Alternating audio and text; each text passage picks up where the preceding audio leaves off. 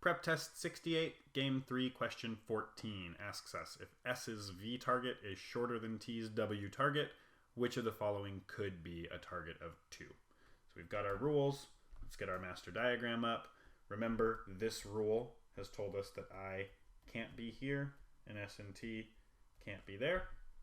This rule has told us that S cannot go here and T cannot go here. Now they're telling us that SV is shorter than TW. Well, SV can't go in spot 1, and if it went in spot 3, it couldn't be shorter than anything, so it must go in space 2.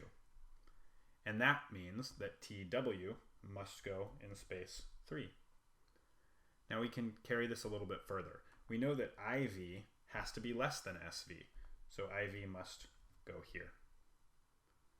We also know that any client's W value must be less than or equal to its V value. So if TW is 3, TV must also be 3.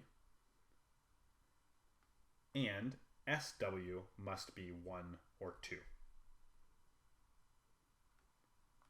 We also know that if IV is 1, IW must be 1 so as not to break this rule.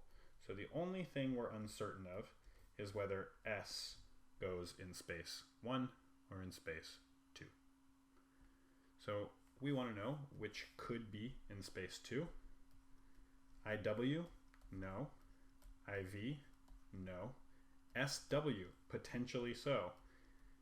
TV, no way. TW, no way. Answer choice C is the one we're looking for.